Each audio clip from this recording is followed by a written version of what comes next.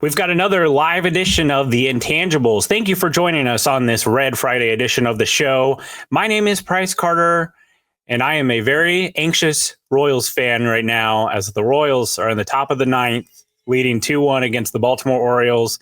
There's 3 outs to go for them to advance to the next round of the postseason, the ALDS. Christian, how are you doing? As a not huge fan of baseball, pretty good. It's a pretty average Wednesday for me, dude. They just beat the Orioles. So take me through it a little bit. We're in the playoffs, right? Best 2 out of 3 series. Yep. All on the road in Camden Yards. They won 1-0 yesterday. Really just channeling their inner Chiefs here, where they just they've had so many opportunities to blow this game open, and they just insist on not doing it. Like, it's been a 1-run game all game yesterday, and another 1-run game the entire game so far here. So 3 outs to go in Lucas Ursig, we trust. So if I interrupt you in the middle to celebrate, that's why. All right. Hey, I'll accept it, man. How you been? I tell you what, the city of Baltimore's got to hate Kansas City. Patrick Mahomes is 5-1 against Lamar Jackson. In 2014, the Royals swept the Baltimore Orioles out of the ALCS to go to the World Series. And they've got 3 outs to live here against Kansas City again. So we're going to reestablish where The Wire was filmed at, famously filmed in Baltimore, now a Kansas City show. Well, there we go.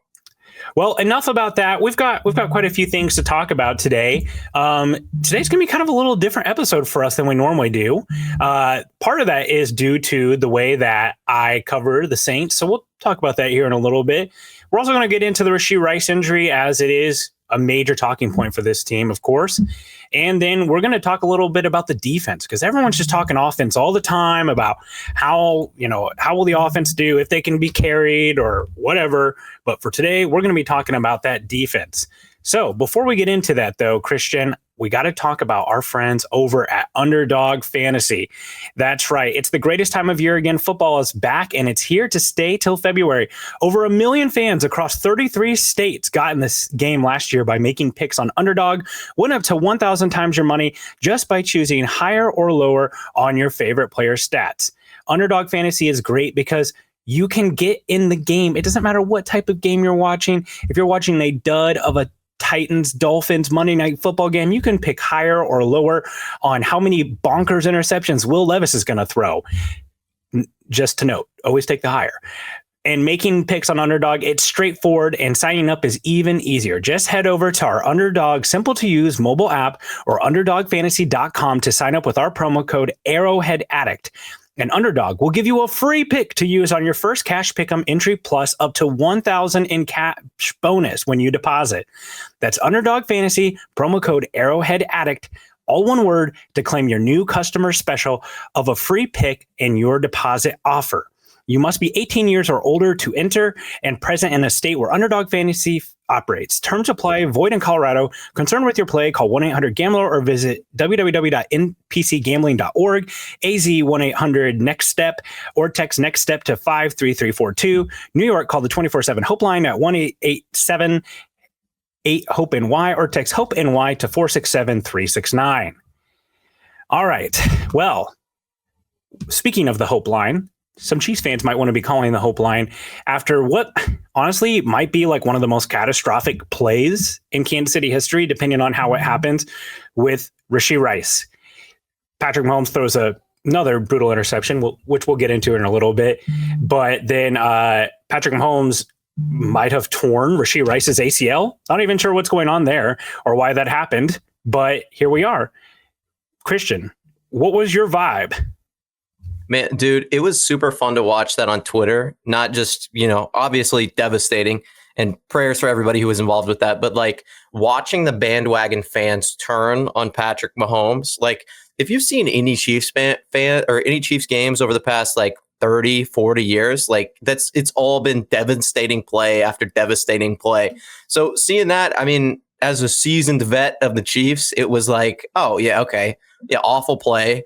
Mahomes wants that back, but we still have Pat Mahomes. Season's still going pretty good, still 4-0. Not a huge deal, but you could see all those bandwagon fans turn on Mahomes and turn on Rashee. Oh, hey, this is not our GOAT. Josh Allen's a better quarterback. It was just, it was interesting to see. Yeah, I mean, here's the thing. I think one of the things that makes Mahomes is the fact that he can play from all angles, from all spots on the field. He plays the game in an unconventional way. And sometimes that causes him to kind of get out of alignment. He's like a car where every once in a while, you got to take it in the shop and work on it. We made that analogy last week with the Lamborghini. Like he's when he's going right, he's the smoothest ride in the NFL, the best that there is. Sometimes he gets out of walk. And that's kind of what happened here again. I personally felt like, and I talked about this on halftime, that it felt like they were trying to prove a point about Travis Kelce and that they were forcing the ball to him. In that instance, Patrick Mahomes is basically forcing the ball into almost triple, quadruple coverage. Like there's a cloud safety over there. You could argue that there's 4 people who could have possibly made a play on that ball, given on how it would have went. And, a little bit of a heat check there for Mahomes, but him tackling Rashee Rice and hurting him, just a brutal turn of events. It reminds me of several years ago, we're talking about the Royals, like Alex Gordon, Mike Moustakas, they collide in the outfield. Mike Moustakas tears his ACL, and that was the last season that the Royals kind of had their core that won the World Series together. And I was like, man, this can't be how the three-peats derailed. We obviously are very up in the air with the Rashee Rice injury, but here's one thing we can be for sure of. Whether he did tear his ACL or not, maybe we'll have some more clarity on Friday when this comes out. The Chiefs are probably going to be without him for a while, whether that be 4 weeks or 12 months. We'll have to see. But I want to draw a comparison here and tell me, Christian, if you think I'm off my rocker here. I want to preface this all by saying this was 2 years ago. All the players are older. I get that. I understand that these players are not the same version of themselves. But in 2022, the Chiefs had Juju Smith-Schuster, a really strong deep threat, Travis Kelce, and a pretty good pass-catching back. And that was one of the best offenses in the NFL. It was the most efficient offense in the NFL. Hold on. Who was that very reliable deep threat? Who are we talking about? I mean, MVS was a pretty quality player in 2022. And he did do good. I just thought I'd clarify there for a second. And here's what I'll say. The MVS redemption arc and all that, like, it was kind of cool to see the way how it ended in Kansas City. 2023 was brutal for him. And part of why he was brutal is what you were paying him. But in 2022, I don't think anyone out here was clamoring like, we got to get this guy off the team as soon as possible. He's a bum. Like, he showed up huge in the AFC Championship game, and he had like 687 yards in 2022. If you get that from MVS or from Xavier Worthy, 687 yards, you'd be thrilled with that for Xavier Worthy. Am I wrong? Oh, no, you're right. And watching him go off against Cincinnati, that was a thing of beauty. Like, we didn't see that version of him again in Kansas City, but no, 2022, he was very good. Now, the part that like everyone's screaming into their AirPods right now is like, dude, Travis Kelce isn't going for 1,138 yards and Juju Smith-Schuster isn't going for 933 yards like they did in 2022. That offense was predicated around Travis Kelce. That was the year that we learned that the Chiefs offense wasn't a Travis Kelce offense. It was a Tyreek Hill offense. It was a Travis Kelce offense. I understand that they cannot rely on Travis Kelce like that, and he doesn't have that level of productivity. Neither does Juju Smith-Schuster. But what I do wonder is, can the Chiefs implement some of the things that they did in 2022? Juju Smith-Schuster, he's not a yak guy anymore. He's a catch the ball and get down guy. Maybe with the bye week and depending on what this Rashee Rice injury looks like, obviously it was hard for it to happen in that Chargers game because there was just kind of the shell shock of the injury and how devastating it looked on the field. Maybe they can implement some of the things that they did with that offense back in here. You've got Xavier Worthy who can do the MVS things and honestly probably do a little bit more. You probably feel a little bit better because at least with MVS, you feel like that player is still getting, or not MVS, with Xavier Worthy, you feel he's still getting better. Whereas MVS was kind of tapped out. Juju Smith-Schuster, he can at least run out of the slot, do some of those things that he did before. He's not going to be as dynamic, but can you set him up on those picks, on those mesh concepts that Rashee Rice eats on? And can Travis Kelce just be a little bit better version of himself than he was last year? But I want to throw one thing in here too. Do you know off the top of your head without looking who the 4th leading receiver on the 2022 Chiefs was, Christian? I would imagine Justin Watson. You are incorrect. It is Jerick McKinnon. How many yards do you think he had? Like, just take a guess. Probably 512. You son of a bitch. You looked. I looked at the cheat sheet. Wow. Zach, wow, that's incredible. You should go on The Price is Right. Thank you. I'm really locked in, Price. So Jerick McKinnon, 512 receiving yards that season. I don't think that Samaje Perine is quite the receiving threat that Jerick McKinnon was, because Jerick McKinnon was incredible out of the backfield receiving the ball that year. But with Samaje Perine and some of the growth we've seen from Kareem Hunt, could this offense basically become a tight end, run the ball, pass catching backs? There we go. Royals advance. Hey. Gunnar Henderson just struck out swinging. Royals advance. We're going to New York, baby. Start spreading the news. All right, here we go. Now I can actually focus on what I'm doing. So I'm just saying they've got probably the best running back room they've had in quite some time. I know that sounds crazy when Isaiah Pacheco comes back, just to clarify, not right now, but Kareem Hunt, Isaiah Pacheco, Samaje Perine, maybe if you still want to hold on to your Carson Steele priors. What do you think? Like, am I off here, or am I onto something? Well, so I agree with the MVS Xavier Worthy thought process there, right? Like, Xavier was probably not going to get that 867 that MVS had, but definitely, like, you're going to see an improvement as the season goes on, and I think he can be utilized in ways that MVS wasn't. So there, there's a little bit of that aspect that we can talk about. As far as Juju and Kelce go, though, man, are we sure Kelce can step up to the plate one more time for one more season? Because he has gotten a lot older. I don't know if we want to talk about the whole Kelce regression narrative that's going on right now, but like, he's done fairly well. Okay, you look at the routes that he's run; he's been open on some of them that he hasn't gotten the ball, but can he, get in the time machine? I'm not so sure. Well, and I think the biggest story here is, right, like what we learned from last year was the Chiefs regular season, they just have to be good enough to get into the dance and, not be playing on the road every single week, at least get a home game. And then they can just make the run. A big part of that was keeping Travis Kelce healthy and healthy for the stretch run and keep them fresh. If they're having to rely on Travis Kelce a lot more, that's where I start getting nervous. And, looking at the Chiefs schedule here, they've got the Saints, they've got the 49ers, the Raiders, the Bucks, the Broncos, who are at least a stout defense, the Bills. The schedule's been rough and it's going to stay rough. Like there's a lot of good teams here. So it really just depends on how important you think it is going for that one seed, because I was looking at this, and again, we're all living in the fantasy land that maybe Rashee Rice, even if it's like December or January when he comes back, we'd be thrilled by that, right? Maybe there's a situation where this team just surges at the right time. If potentially Hollywood Brown can come back, if potentially Rashee Rice can come back, when Isaiah Pacheco comes back, like you can start dreaming a dream here that maybe this offense just gets hot at the right time and then they continue to have a good defense. I'm not sure, but leaning on Kelce is the thing that scares me the most of that kind of 2022 offense. Oh, yeah. Well, and I think you bring up an interesting point when you talk about the running backs. We're in a situation now where our running back room might have been substantially better than the one we had in 2012.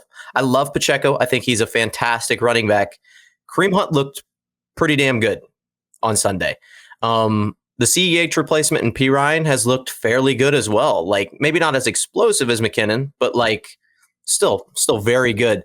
And then we have CEH coming back and Carson Steele, which we'll see about him. But no, there's a legitimate chance that we can lean on what we've already kind of been leaning on a little bit more this season in the run game. And I love that. As a lover of old football, as much as I love to see Patrick Mahomes sling the rock, leaning on Kareem Hunt and Isaiah Pacheco, Carson Steele, CEH, like that, I like that style of football as well. And I'll also mention, I think this version of the offensive line might be as good or better than it was in 2022. It really kind of depends on what your prognosis is of Andrew Wiley versus Jawan Taylor. Jawan Taylor continues to rack up some penalties. Those kind of reared its ugly head this week against the Chargers. But pretty much every pass blocking metric will tell you that Jawan Taylor's been pretty good this year. I think he's probably an upgrade over Andrew Wiley.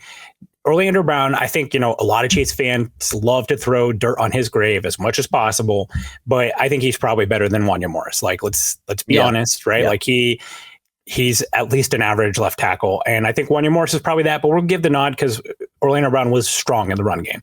So, I mean, we'll call the offensive line a push, maybe a slight edge to this group. I definitely think it's possible. The biggest thing here, the thing that I just keep coming back to, and it's okay to talk about because he's acknowledged it too. Patrick Mahomes needs to play like Patrick Mahomes, because in 2022, there was a narrative out there to prove. And from the very first game, you felt like, oh, wow, like Patrick Mahomes is on a mission, and he's just not looked like himself. And I have confidence in him. And we said this last week. If we have to put our confidence in Patrick Mahomes fixing himself into becoming the player that he's always been, I feel really good about that. But until then, that feels like the big thing here. Oh, yeah. Well, and we can talk about the offensive line a little bit and what you think about the left tackle play, because I think that plays a big part into why Patrick Mahomes hasn't looked as good as he could be or as good as he's been in the past. There were a number of times where I saw Wanya Morris getting driven back into the backfield. Patrick Mahomes can't step up into the pocket to throw it deep to a wide open Xavier Worthy or Justin Watson, and has to dump it down. And, it's a half, sidearm into the flats to Travis Kelce or to somebody else coming out of the backfield.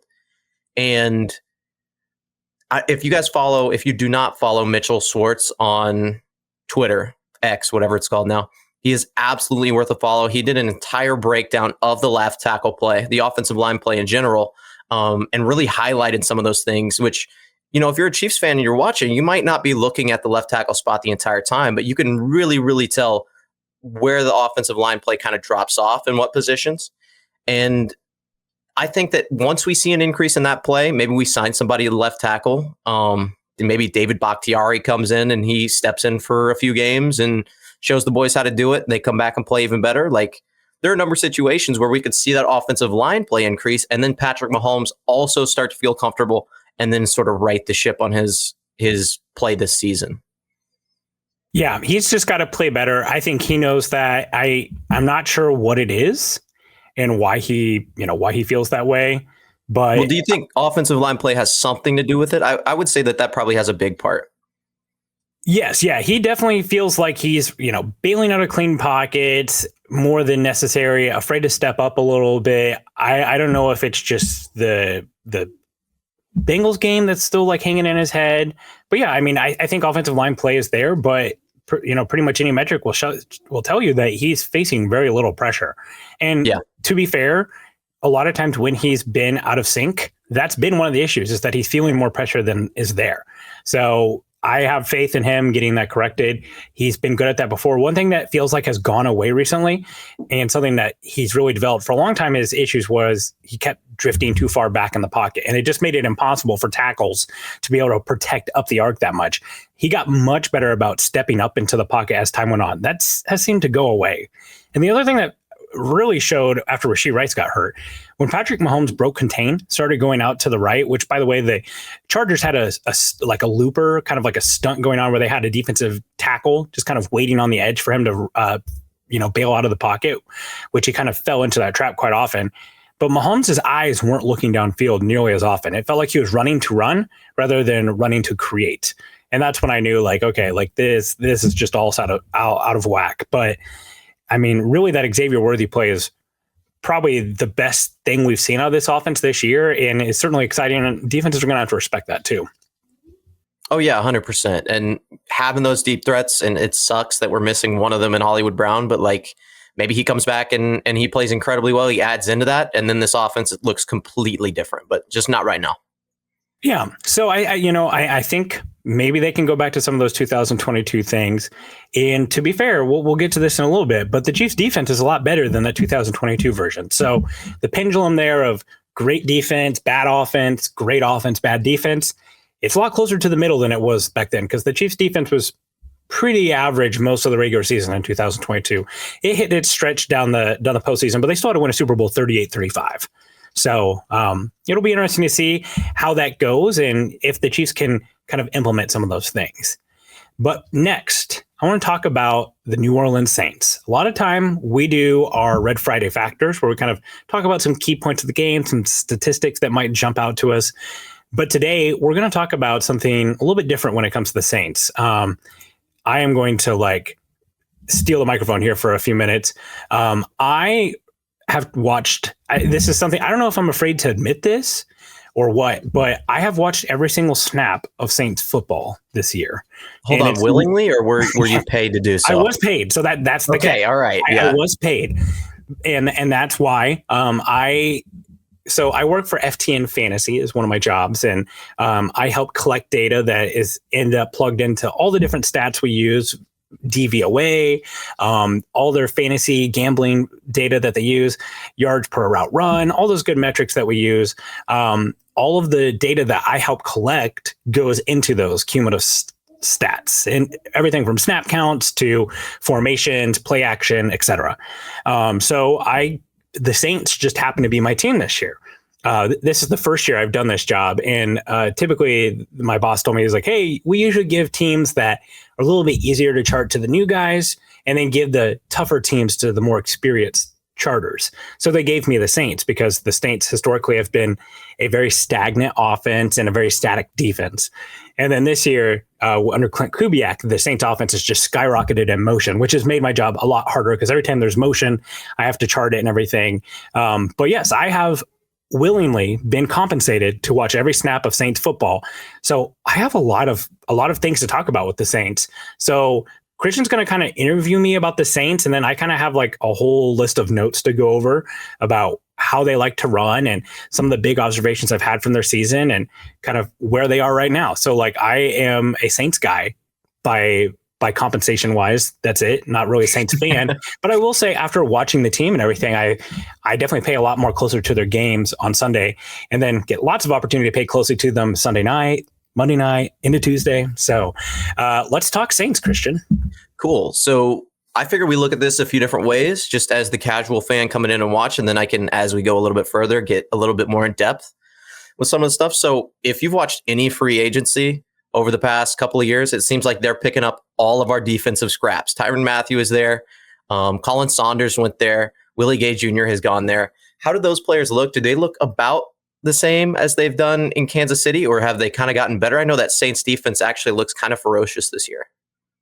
Yeah, so Willie Gay has been a rotational linebacker for them, a lot like the role he was in Kansas City. He's made some plays. He's injured now, so I think there's a pretty decent chance that he actually misses this game in Kansas City, unfortunately. We'll see how that goes closer to the time. Tyrann Mathieu is still Tyrann Mathieu in the sense of being a really good ball hawk. He continues to make good plays on the ball. He has always had that ability to kind of bait the opposing quarterback into making interceptions. He's got a turnover this year as well. He's not obviously as aggressive downhill as he used to be. He plays more off the ball than he used to here in Kansas City. Demario Davis, the middle linebacker for the Saints, he's a blue chip player on their roster, a career Saint. He's a guy who still kind of like calls the defense. So I think, him and Colin Saunders and Tano Passanio is also on the roster. He has been placed on the IR and he's out for the whole year. But I think the Chiefs that are on the defense have kind of been nice depth players. Colin Saunders has been a part of them stopping the run. Brian Brzee, the second-year player out of Clemson, has taken a nice step forward. He's got 3 sacks and 7 pressures here in the first 4 games of the season. That's helped kind of revitalize their defensive line. And then Curtis Granderson is a player that they extended a couple years ago, and he continues to be a really good player on the edge. Chase Young, and this is kind of a bigger point I wanted to make about the roster. I don't think that the Saints are a Super Bowl contender or anything like that, but Aaron Schatz, who actually is kind of one of our lead guys over at FTN, he's the founder of the DVOA statistic. He talked about all summer in his FTN Almanac that the Saints were one of the teams that DVOA was way higher on than any of the markets were. He was telling you to bet all the Saints overs on wins, on offensive statistics, etc. And a big part of that is because they've kind of moneyballed their roster construction a little bit. So we know that the Saints put themselves in cap hell regularly by kicking the can down the road and restructuring and void years and all these things they do with their salary cap. And one day, either the rapture will happen and we'll all just be gone and they won't have to deal with the consequences, or they're going to have to really take their medicine. They've kind of slowly started to do that a little bit. It is getting slightly better, but they have moneyballed their roster construction in one way. The mid-tier free agent that a lot of teams don't want to sign because they give some money to, but not a lot, right? Like in free agency, a lot of time it's the haves and the have-nots. You're either handing out, 12, 13 million APY, or you want to go 1 or 2 million APY. Well, the Saints have a lot of these guys that are kind of in that middle zone that are aging veterans that are at 30 or close to 30, and they're willing to pay them a little bit more money to come play for them because no one else will, and it just fills immediate holes for them. So guys like Foster Monroe, Jamal Williams, Willie Gay, Tyrann Mathieu, Chase Young, Colin Saunders, these are all guys that have been brought onto the rosters who are good football players who are making an impact on the roster, and they've basically just done it out of necessity, but it is kind of a little loophole because they're not constantly relying on the draft and they're not overpaying for guys. So in some ways, it's kind of helped this team kind of constantly reshape itself. Yeah, okay. I actually didn't know that they had that many free agents that they had been signing. I knew about the Chiefs, obviously, because, you know, you see them in free agency, you're hoping you retain them and they, you know, end up going other places. But like Foster Moreau is a really good player. I think a lot of people miss him as a tight end, playing incredibly well. Oh yeah, he is probably like there's 2 or 3 players that I watched that I've been the most impressed with the Saints, and Foster Monroe is one of them. He is like, if he were to get hurt, it would be a huge blow to this offense. He plays an immense amount of pass blocking and run blocking snaps. He is their glue guy. They almost exclusively run out of 12 or 13 personnel. He is on the field all the time. And he's a big part of what they do in the run game. And he's caught a touchdown this year. He's not a huge receiving threat, but Juwan Johnson, who's their other tight end, he's a guy who lines up as a wide tight end a lot more often or runs out of the slot. He's their more dynamic guy, but Foster Monroe, he's the guy who puts on the hard hat and does a lot of things for them. He's a huge addition. He, you know, was drafted by the Raiders, came over. He actually had leukemia, I think, or some form of cancer, has battled back from that to be on the roster. He's a great player. Okay. Well, so we talked a little bit about the defense there. A lot about the offense, but a little bit about the defense. So we've seen, I think now that the Chiefs offense has kind of taken a step back with all these injuries, I think we're going to be more matchup dependent, especially during this, or like in the secondary versus our wide receivers. Is Marshawn Lattimore still that guy? I know he used to be a name that a lot of people heard about, played against Mike Evans, did incredibly well. Is there anybody other than him and maybe Tyrann Mathieu that Chiefs fans really need to watch out for? Well, I will say that Lattimore still has his flashes. I think that like at this point, he's much more of like a better like sticky coverage guy than he is a ball hawk. He's not the guy that's going to shut down a number 1 receiver anymore. He's just struggled to stay healthy. That's been a big issue for him as well. Really, like one of the guys that's kind of been an interesting player for them has been Paulson Adebo and Alontae Taylor. Alontae Taylor's from Nickelback. He had 3 sacks in a game. I will say the defensive coordinator. Hold on. I know so much about the Saints. I can't remember their head coach name. It'll come to me in a second. But he is a great defensive mind. He was there under Sean Payton, and he really schemes it up. Like Dennis Allen is his name. Now I got it in my head. But Dennis Allen, like he really schemes them up. Alontae Taylor is a guy that he's a boom or bust. Like he's made a lot of sacks. Paulson Adebo is the same way. Like he's been a guy who's picked off some players. Will Harris, their strong safety. Like here's my thing. I think the spine of their defense can be had. I think that the interior, while I talked about Brzee, obviously Cam Jordan is still there. Nathan Shepard plays a lot of snaps. He's another one of their defensive tackles. I think that they still can make plays in the run game there and then in the pass game. But we just talked about that. That's a spot that the Chiefs are going to kind of struggle to attack. Really, though, the Saints defense is second in DVOA, partially because they absolutely mollywopped the Bryce Young Panthers in week 1. Just about as putrid of an offensive performance as you can imagine. Then they got to they completely shut down the Cowboys. And by the way, like we'll talk about this in a second. The game scripts have been very, very favorable for them, but they just lost a game against the Falcons where they didn't give up a single offensive touchdown. Like everything that the Falcons did was field goals and then a muff punt by Rashid Shaheed that the Falcons recovered for a touchdown. So this defense is salty. They really have some great scheme, and they've just got a lot of guys that are just like 85s in Madden. You know what I mean? Like they don't have a bunch of 99s. They got a bunch of 85s. Okay, cool. So you said they were second in defensive DVOA, correct? I think they're third overall in team DVOA. So combining offensive and defensive DVOA. Is that something that you've kind of seen as ringing true? I know that's based on like efficiency and expected yards per play. They haven't exactly played top tier teams, They've played the Frisky Bucks and they played Atlanta. So I mean, depending on where you stand on them, they might have played some tough teams. But is that something that rings true, that third DVOA, or do you think that's a little bit overhyped? Yeah, I think it's definitely a product of their schedule a little bit right now. But I also say that like part of why they had this huge boom in production is because I think this is probably one of the best examples we've seen of a Shanahan system meeting a Shanahan quarterback. The ideal Shanahan quarterback, Brock Purdy is doing a lot of things really well too. But the Shanahan quarterback is a guy who doesn't break the pocket very often, who can throw the ball on time where it's supposed to go. They're not inaccurate passers. They're accurate passers. They can play with pressure, stand up there and deliver and manage the run game. They don't need a Josh Allen, a Patrick Mahomes, and Lamar Jackson. Going back to Matt Ryan, back when Kyle Shanahan was the offensive coordinator in Atlanta, we've got Brock Purdy, and Derek Carr has really succeeded in this San Francisco basically scheme from Clint Kubiak. They were bottom 2 in the NFL for years in motion percentage pre-snap. They are now 9th in the NFL. And honestly, a lot of their personnel they have used to emulate what the 49ers have. Probably the biggest talking point about this offense going into the season was the offensive line. I was absolutely shocked that they were moving Talisa Fuanga, the left tackle pick, or the tackle pick from right tackle to left tackle. Coming out, he had a very similar profile to Darnell Wright. A lot of power, length, and strength, not some smooth pass protector. He's PFF's number 22 overall left tackle, or tackle, period. He has looked tremendous. We know that the Shanahan system, it protects offensive linemen really well. Now, they've lost Eric McCoy, their starting center, and Ryan Ramczyk, their starting right tackle. He's out for the season.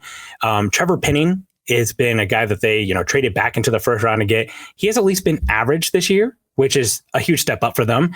And Cesar Ruiz is still there. He's kind of a shell of himself.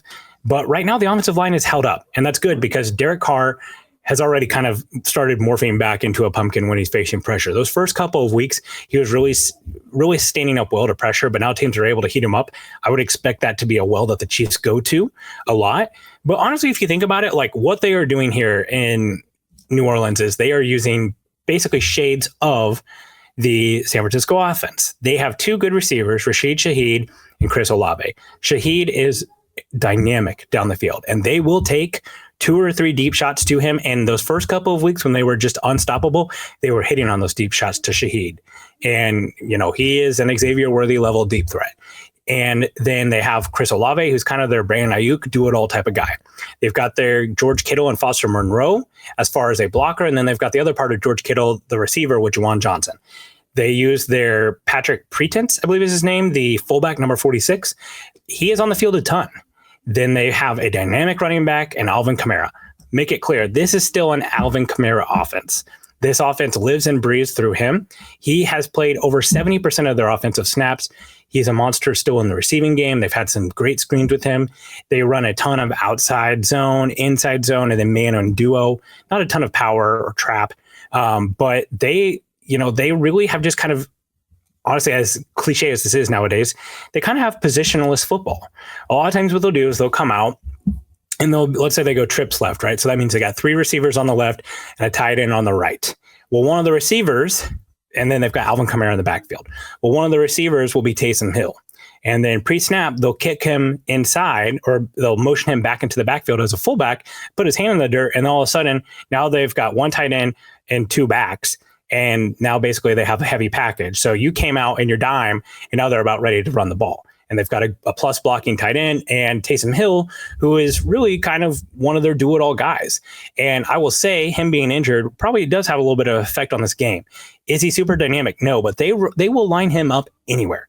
Running back, fullback, wide tight end, in the slot, out wide. The one thing he hasn't done this year is throw the football, which is kind of surprising because that's a wrinkle that I feel like was coming for this offense, is him, throwing the ball at some point, because we know he can do that. They use a ton of heavy personnel. They like to emulate that 2-back frequently by maybe pulling the tight end in the run game. So like they'll have a single back, and then pre-snap, the wide tight end will take his hand up and start motioning inside to have a puller effect or whatever. They want to get your light people on field and run at you, or they want to get your heavy people on field and throw the ball. That's really kind of the principle of the Shanahan offense. that in the outside zone. And they've done a good job of emulating that there. And, like I said, they kind of have discount San Francisco personnel. I don't think that they have a player like Debo. They don't have this huge yak guy, but even like Rashid Shaheed, he can line up in the backfield and take in arounds or line up at running back. They'll put Chris Olave back there occasionally. Chris Olave is a really underrated player, just kind of a do-it-all wide receiver. So it's been pretty interesting to watch. Yeah, so it's interesting that you say Taysom Hill hasn't thrown the ball at all this year, because I know that was what he was known for, as that sort of like tight end quarterback sort of role. And I feel like that's really what the Saints offense was predicated on in years past, where they have this kind of do-it-all guy that can run the Wildcat and can do some things out of pistol and, be effective in throwing the ball very few amount of times per game while also running the ball. Like it's kind of odd to see that he's not really that focal point of the offense anymore in that way. They've kind of transitioned him, which I think could have really been a problem for the Chiefs if it was old Taysom Hill. Do you think that this injury is going to hold him out completely? I know it's a rib injury, correct? If I remember right, he's got like a lacerated kidney or spleen. It's something that's pretty gnarly. I'm not sure.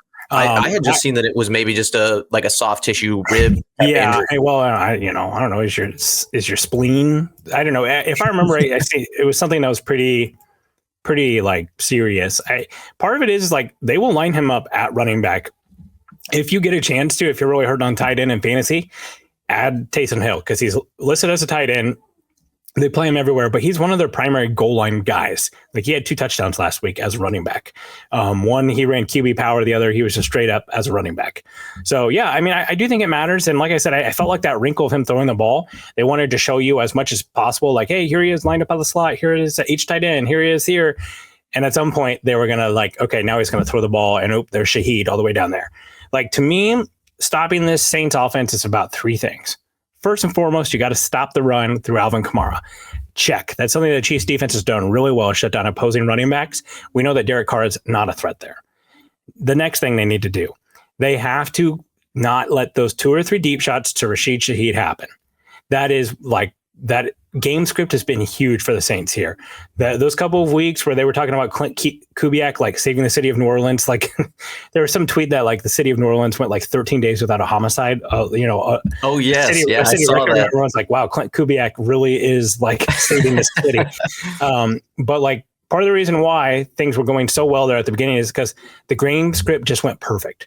They march right down the field, get a touchdown, get a 3-and-out on the other side. They go down, score a touchdown again. All of a sudden, you're up 14-0. They can run the ball. The play action pass is still there. There are probably, and I didn't go through my chart because I have a life. I go through it enough. But there's probably about, honestly, maybe 12 to 15 true drop back snaps that the Saints have taken this year without any RPO, without any play action, just true pure drop back out of under center or shotgun. And most of those have come when they've trailed. So if you can get them into that game script where Alvin Kamara isn't as much of a big of a factor, the tight ends aren't on the field as much, the run game, that's going to be a big part. But in order to do that, like, the Chiefs offense has got to show up against this really good defense. And that's something that I'm not sure. One thing also I want to note that I had in my notes, this shocks me. I've never followed an NFL team this closely where I chart every single snap. The Saints just have like, and I'm sure like Steve Spagnuolo has known this for weeks, the Saints have just this really obvious tell of when they're going to run the ball. Anytime Cedric Wilson or Bub Means, who's like kind of their 5th wide receiver, comes onto the field, they're like almost guaranteed to run the ball. Like, they put him in there on some key downs. Cedric Wilson runs a few more routes because he actually has, been a decent receiver in the NFL sometimes, but it's almost an instant tell that they're running the ball with those guys in the field. There's like, oh, here comes the blocking running wide receivers, and out go Chris Olave and Rashid Shaheed. Overall, I don't think that, like, I think that the Saints will kind of just be what most people thought they were going to be, an 8 or 9 win team, because their depth is so shallow. Like, they rely Olave, Shaheed, Kamara are playing over 70% of the offensive snaps, as well as Monroe is. If they lose one of those guys, it's going to be pretty tough, because I think that Olave and Shaheed rely on each other. Like, Shaheed's creating the space, the vertical stretch. Olave is just a really great over the middle, like, intermediate threat. If one of those guys goes down, the passing the game, I feel like it's going to go down the drain. And they still have Jamal Williams back there, who's okay, but the drop, like, I cannot tell you how good Alvin Kamara looks this year. Like, it's impressive. He just constantly turns 3 and 4 yard gains into 7 or 8 yard gains. Oh, believe me, I know. I played him in fantasy 2 weeks ago, and he absolutely slaughtered me by himself. I just had one more question I was going to ask you. So if there was going to be one player on either side of the ball that you say we should just eliminate, get rid of him, lock him down, or attack on defense, obviously I would imagine that what you're going to say is Alvin Kamara on offense because he is a beast this year. Who's that defensive player that you're saying, hey, let's put Xavier Worthy on him and stretch the field? Or, hey, let's ISO him with Trey Smith, maybe have him pull and attack this defensive end. Who's your guy? Actually, on offense, as much as like I do think stopping Kamara is key, to me it's Shaheed, because like Kamara, like if we look at it at the end of the day and the Chiefs win 20-17, because Lord knows it has to be a one possession game, but Kamara's got 94 yards, it's totally possible. I do not see a path for the Chiefs to win this game if Rashid Shaheed goes for 3 and 122.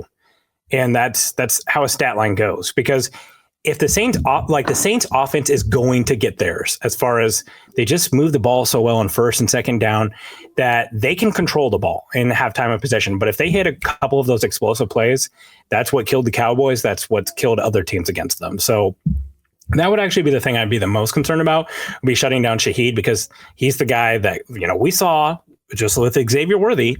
Everything seemed like it felt like Christmas came early as far as the Chiefs versus Raiders game was here for the Chiefs again, except this time it was the Chargers. And I mean, it was bleak. And then one pass and everything changed. And Shaheed's that type of player. On the defensive side, and I'm not just saying it's because he's a KC guy, it's Tyrann Mathieu. Because with Patrick Mahomes turning the ball over so much, that Tyrann Mathieu would love to get his hands on a ball in Arrowhead. And he has, again, the ability to kind of flip the game like that. And he's a guy, obviously, that they're going to be testing with stretching the field with Xavier Worthy, with Travis Kelce. But also, like, we know that Tyrann Mathieu doesn't always love sticking his nose in there in the run game. And, I wouldn't mind seeing Kareem Hunt running downhill with just Tyrann Mathieu stopping him. I think that's another good area to attack. And then also Demario Davis, very cerebral player. He's super smart. He knows what he's doing. He's obviously, a blue chip of that roster. But in the same breath, he's getting old. He's lost a step. So maybe that's a chance for Travis Kelce.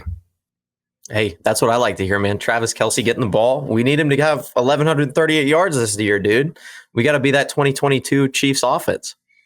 So Chiefs rank second in DVOA against the rush. You think that plays a major role in this game as well?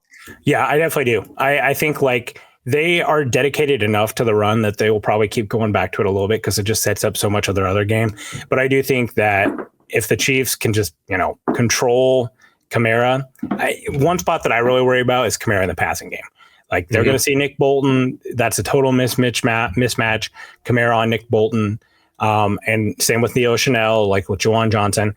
Like, I think that this can look a lot like what, obviously different level of players, but a lot like how the 49ers tackled or, kind of attacked the Chiefs defense in the Super Bowl. Okay. Huh. Overall, though, like, let's switch the gear here a little bit. I'll get out of my FTN charter gear here. What do you think, like, final score, what do you think this game comes down to? I mean, you said it. It's obviously going to be a one-score game. And it also depends if the Chiefs trade for Tyreek Hill before Sunday's or Monday's game or not. It's yet to be seen as well. Nothing, dude. Come on, man. Tyreek Hill on the Chiefs. We got Kareem Hunt. Let's bring it back. I'm not touching it. I'm not touching it. You know what? Tyreek Hill is absolutely adoring this because he's done being relevant this year, and it's not his fault. Like he can't catch and throw the ball, as Giselle says. But he's absolutely adoring the trade talks. Like he's tweeting out cryptic things like trade news. And then like in the locker room, he's like, oh, I want to stay in Miami. And then later he's like quote tweeting it. And he's like, I didn't say that. Like he's living for this. This is the last bit of relevance he has this season. You know what? I wouldn't hate it though. Dude, I think I would. We just can't, I know we're living here in this 1 minute right here this season where it's the 3-peat. But we can't throw everything out of the window that we've been saying for years about hey, as long as the Chiefs have Patrick Mahomes, they probably shouldn't be paying some wide receiver $30 million. And didn't they just redo Tyreek Hill's contract? Like that that doesn't feel very tradable to me. No. He's pretty low cap hit this year, and next year is like the 15 million. I think he's got a 15 million if he was traded cap hit against the team he was traded to, but it's like a $60 million dead cap for the Dolphins. So it's not going to happen. Yeah, it's without not giving up like some serious trade compensation. I doubt that Mike McDaniels would want to do that anyway. It's the Pawn Stars meme where it's like I got a buddy. Tyreek Hill, Devontae Adams, Cooper Kupp. Best I can do is DeMarcus Robinson.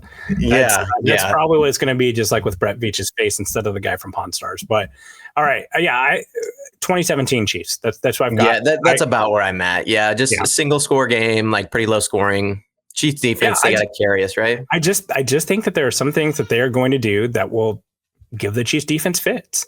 Now, I think like the same familiar faces are going to come out there where you're going to get, some key Trent McDuffie pass breakups, some key like Chris Jones sacks, like Nick Bolton's going to have a nice stuff in the run game. Like I can just see this game, man. I don't know why. Just watching so much Saints and knowing the Chiefs so much, it's almost like, of course, I'm saying all this, and the Chiefs are like roll 44-0. But I don't know. It's just like I just feel like I know how this game's going to go. Like maybe you know what? I need to fire out the underdog app. Well, yeah. Hey, plug. Yeah, dude, it would be nice if Drew Tranquil showed up as well. Like we talked about these old Chiefs defenses, and can they carry us to this title? And Drew Tranquil has kind of been a miss. He's not exactly been himself this past couple of years. If there was ever a game, he's missed a lot more tackles than normal. Like that's the thing. Like he's very sure tackling last year. He's really struggled there. Let's actually switch to the defense here really quick. So we talked about, emulating the 22 offense. What does this look like without Rashee Rice? All those type of things. What can we expect from the defense this year? Is this a defense that's still good enough to carry an average offense to a Super Bowl? Because let's be real. That's a big part of what got the Chiefs to winning a Super Bowl last year.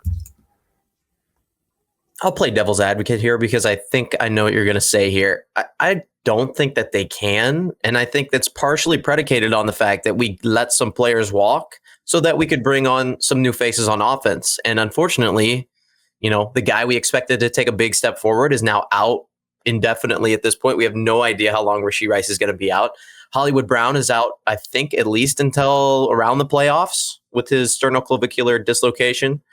And then Kareem Hunt came back. I mean, he's not exactly, he's been good in the one game that he's played, but I mean, by no means is he enough to compensate for the loss of the two other players. And then Xavier Worthy has kind of been hit or miss. So a defense has a lot to step up to. They're only 15th in DVOA this year. Like if we're going to see them kind of pick up the mantle of last year's defense, we got to see it, a little bit later in the season. They got some improvements to make. Yeah, I think I've been really impressed by the secondary. Like Jalen Watson's graded out really good on PFF. Nazeeh Johnson too, man. Yeah, the Nazeeh Johnson went you remember a couple years ago where Rashad Fenton was like PFF darling, like he was like number 4. I feel like there's some people that just they just refuse to believe in anything that PFF says. I'm not there, but it does feel like sometimes PFF gives really good grades to the guy who's the 3rd or 4th corner who just doesn't get thrown at, period, because the guy they're covering isn't that good. And then the one opportunity they get, they make a play and it's all right, 99. And it's I don't know about all that because obviously Rashad Fenton wasn't that guy. Nazee's had some good snaps though. He's had some good snaps, been very serviceable. He also got sunned by Andre Josephus in the end zone in that game. So can't be perfect. I mean, yeah, he can't be perfect, but I don't know. I'm a big believer in I will say Nazeeh Johnson's taken Joshua Williams' job though. The last 2 games, consistently outsnapping him.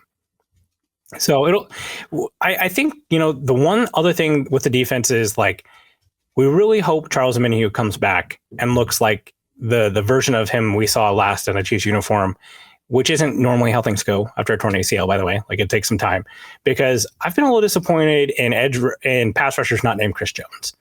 George Karlaftis' pressure rate is down from last year. Mike Dana has always been a league average replacement level edge rusher. He's just solid in the run and a glue guy and has, filled his role fine. FAU hasn't been horrible, but our expectations were on the floor. They've got to generate more pass rush than just Chris Jones. Oh yeah, and they've kind of used Leo Chanel in that sort of workhorse package of play linebacker and also play defensive end. More and more at edge. And that's more of a run thing than it is a pass rush thing, but they're doing what they got to do. Yeah, but you would imagine that he would have some more, could be utilized in that way against the pass as well. We just haven't seen it. That's the problem, is that he was supposed to be maybe a guy that could come off the edge and blitz, and they kind of used him in, obviously, run situations first, but also in some of these passing situations. He hasn't exactly panned out as a pass rusher either. FAU, still, same thing. I mean, they were looking at edge in free agency, looking at, who was that? Emmanuel Ogbah from the Dolphins. Looking at a few other people to come in and kind of take up that mantle, and we haven't found anybody. I still think that they're searching, man.